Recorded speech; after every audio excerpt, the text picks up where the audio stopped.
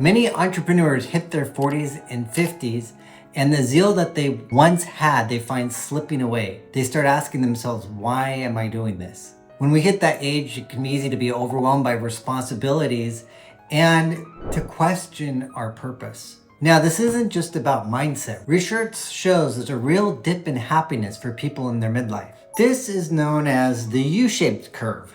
At 51, I hit a wall. My business was humming along after COVID. Getting through all of that was crazy, but I felt pulled in a lot of different directions, as many of you might feel. At times, I started to ask myself, am I truly happy with where I'm at in life? And I started to feel burned out. Now, this isn't just me, but talking to also other friends in midlife, it's that reoccurring question, is this where I want to be in life? In this video, let's take a look at why midlife can feel so heavy, even for experienced entrepreneurs, and how we can reframe this to bring back meaning into our lives. Why does midlife feel like emotional quicksand at times? Emotional quicksand in midlife isn't just about juggling more tasks. It's the unique collision of biological, situational, and psychological pressures that stack up, often all at once. For many entrepreneurs, this can mean taking on the role of the sandwich generation. Your parents might be aging while your teenagers or kids need your attention as well. And then on top of that, you have the demands of your business, which also feels like another child. Dr. Joglin Smith, who studies midlife overwhelm, points out that this dual responsibility creates a pressure cooker environment that's unlike any other life stage. The demands can keep piling up, but your energy and drive don't keep pace, or they might even be waning. For me, my business was 23 years old and shaken up by the pandemic. We had to transition to working at home and all kinds of challenges. This shook my business in ways that I never thought possible. And I had to work harder to maintain balance. While all of this was going on, we decided to homeschool, which has been a great decision, but it comes with its own set of unique challenges. My father passed away, really hitting home what grief and death is like, and really giving me a feeling that there's only so much time left on this planet, that being with loved ones is so important, and I don't want to compromise my relationships with my family by spending it on my business. And then also the reality that my mother's aging was setting in. While it's easy to blame outside circumstances, the reality is that biology quietly amplifies the sense of overwhelm. All entrepreneurs, regardless of gender, face a decline in dopamine as we get older. Dopamine, you've probably heard of this term before, but it's the neurotransmitter linked to motivation. A 2016 study in Nature Human Behavior found that older adults actually derive less pleasure from routine rewards, making familiar achievements feel less satisfying than they once did. And I noticed this myself. Even though I'm at the pinnacle of my career and have everything that I need and I've accomplished a lot, it sometimes can feel like it's either not enough, or at times it can also feel meaningless. The external chaos and internal changes can make even ordinary days feel like a slog. And you might be doing everything right. You might be following all the advice. For instance, I started the day with exercise, came home, walked the dog, had lunch, and then rushed off to the office. But then finding that there's not enough time that I'd like at the office, and I don't want to work longer hours because I don't want to take away from family time. And then there's the workday that gets chopped into fragments, and by evening, it's hard to even remember what you accomplished. And this exhaustion isn't just physical, it can be emotional as well. What's happening is not just garden variety stress. It's actually a midlife motivation crisis, where the rewards that once motivated you lose their fuel. Entrepreneurs often thrive on external milestones, on hitting that goal that we set for ourselves, or seeing a client breakthrough. It's what drives us. But as the brain's reward system changes, those things may not light you up as much. Neuroscientists have shown that as we age, the pleasure we get from predictable successes fades, pushing us to find new ways to feel engaged and fulfilled.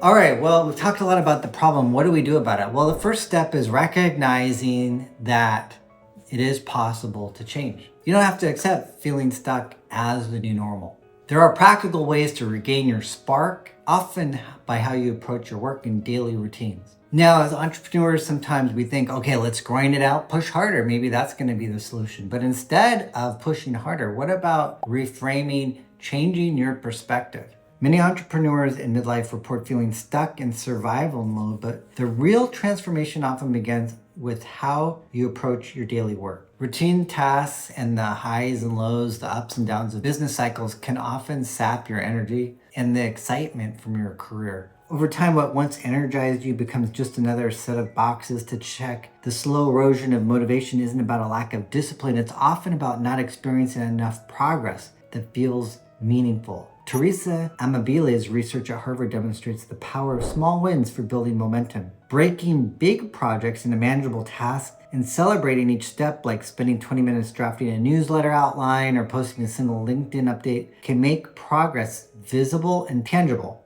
These are little micro wins, so turning it into a game, making it fun so that you don't have to hit that big milestone, but you're getting these little wins along the way.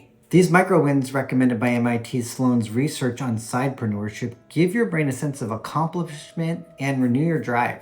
Another way to approach this is to enter learning mode. When your routine becomes stale, it's entering into things as an opportunity to learn and learning from your mistakes, learning from skills from new challenges, and seeing these challenges as opportunities, not as something that's setting you back in your business. Carol Dweck's work on growth mindset shows that viewing obstacles as chances to develop new ability improves persistence and engagement. For example, if you're facing a frustrating business hurdle, try treating it as an opportunity to master a new skill, like automating a workflow or improving your customer communication. Each skill gain, no matter how small, adds to your confidence and sense of forward movement. Another way to further boost motivation is to add prospective motivation by tying daily efforts to future rewards. A 2018 study by Sherritt and Garrett found that vividly imagining positive outcomes, like picturing the ping of a payment notification or envisioning a thank you note from a client, activates the brain's motivation pathways. When you connect these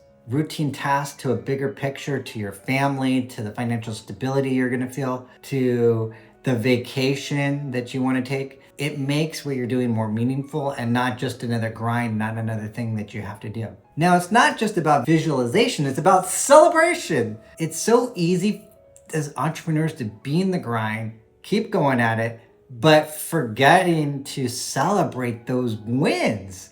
And that's what it's all about. We work so hard to get to those wins, but then we forget to celebrate. So it's about celebrating once you get there. Finding unique ways to reward yourself makes the journey so much more meaningful. For me, that might be planning a trip somewhere with the family and doing something that might not normally do on the trip. Picturing that future trip makes the journey a lot more fun.